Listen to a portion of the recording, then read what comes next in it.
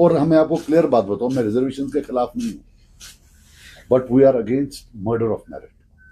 We are against any system which will impede meritorious students to shine academically and do something for themselves, for their own careers and for their own place.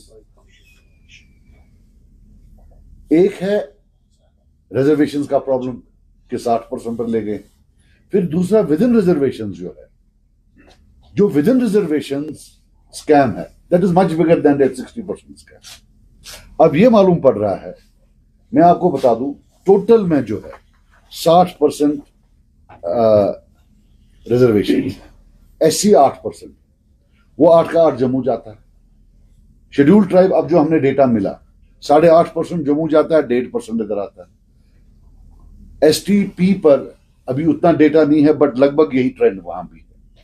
OBC 6.5%, ये approximation है, मेरे पास actual data नहीं है, but approximation 6.5% Jammu होगा, 0.5% है. ALC जो data आया है 5.8% उधर, 0.2% इधर. RBA 5.28% उधर, 4.72% here, despite the fact that our population is 7% more. EWS, economically weaker sections, 9.20 उधर, 0.80% इधर. और इसमें सबसे बड़ा जो कल्प्रिट्स है वो यहाँ के कश्मीरी ऑफिसर्स, जो नहीं देते हैं जबकि वहां मिलती है. अब ये पॉलिसी के हिसाब से है या वो खुद कर रहे हैं, आई डोंट नो. फिर इंटरनेशनल बॉर्डर, वो 1 का 1% इधर. अब आप ये देखिए, अगर 100 बच्चे एग्जाम देते हैं तो 60 रिजर्व्ड होते हैं. उस 60 में 50.78 जम्मू के होते हैं और 9.22 कश्मीर के होते हैं. So before you apply reservations, Kashmiris have already been crowded out. So as a population पूरे में कितना क्या होगा ये आप खुद देख सकते हैं. जो आपको केएस एग्जाम्स में या बाकी एग्जाम्स में जो कश्मीरी बच्चे नहीं आ रहे हैं, it is not competence, they are most competent. It is the scourge of reservations that is killing their competence. And अब जो आज डेटा आया, इसमें हम देख रहे हैं वास्ट रीजनल डिस्पैरिटी. इसमें सबसे बड़ी बात है, ये JKNC का ट्वीट है कि भाई चीफ मिनिस्टर साहब ने बोला है कि 6 महीने के अंदर अंदर जो ये कमिटी है ये अपना फैसला सुनाएगी या कुछ करेगी. जो सवाल हमें मिला है, जवाब मिला है, उसमें बताया गया है कोई टाइमलाइन नहीं. So there is no timeline. मैं इस सरकार पर, सिर्फ इस सरकार पर आई डोंट नो. ये 1989 से शुरू हुआ है, इसमें सब जिम्मेदार. और ये एक नेशनल पॉलिसी है नेशनल पार्टीज की, चाहे वो बीजेपी हो या कांग्रेस हो, और जो उनके यहाँ क्विजलिंग्स हैं उनके साथ मिलकर कि भाई कश्मीरी स्पीकिंग जो पॉपुलेशन है, they have to be taught a lesson.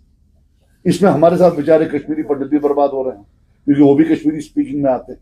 Kashmiri speaking पहला है, उसके बाद जो कश्मीर में रहने वाले हैं, चाहे वो शेड्यूल्ड ट्राइब्स हैं या आरबी है, वो दूसरे नंबर पर, या EWS है. सो ले दे के इट्स इधर कश्मीरी स्पीकिंग, जो कि एक डिस्टिंक्ट एथनिक ग्रुप है, उसका टारगेट है. और इनहेबिटेंट्स ऑफ कश्मीर जो नॉन कश्मीरी स्पीकिंग है, उन पर भी ये टारगेट साधा गया है. और ये अनएबेटेड है. This thing has silently carried on since 1989. इसकी बीज तब से शुरू हुए हैं, आहिस्ता आहिस्ता आहिस्ता आहिस्ता. और कश्मीरी बेचारा लगा बाकी कामों के साथ है, अदर स्मोक स्क्रीन्स वो उनके साथ लगा हुआ है. यहां से ये जो है ये कर. And I will tell you one thing, ये जो academically we are being crowded out, इसका जो नुकसान होगा, it will take a century to undo the damage, to come back. Because Kashmiris के लिए दिन ब दिन ये अनइवन प्ले फील्ड बन जाएगा.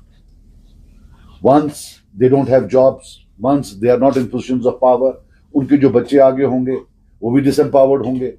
शायद वो से प्राइवेट ट्यूशन यहाँ पर आते हैं बच्चों को, बाकी चीजें अदर हेल्प्स, एकेडमिक हेल्प्स होते हैं, वो नहीं दे पाएंगे. तो एक सिस्टम बन जाता है and they will be eventually crowded out.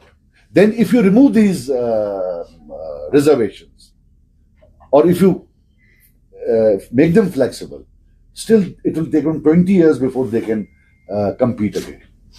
So ये है. मैं आपको बता दूं, एक होता है affirmative action, we are in favour of affirmative action. हम नहीं कहते हैं कि जो डिप्राइव्ड है, लेकिन अब जो यहां का एसटी है वो बहुत डिप्राइव्ड है, उसको बोल रहे हैं आप पुंछ राजौरी वाले के साथ कंपीट करो। अब पिछले 20 या 30 जब से एसटी आया, गुज्जर एसटी, गुज्जर बाइयों का, यहां से कितने आईएएस और आईपीएस आए, और जम्मू रीजन से कितने आईएएस और आईपीएस आए।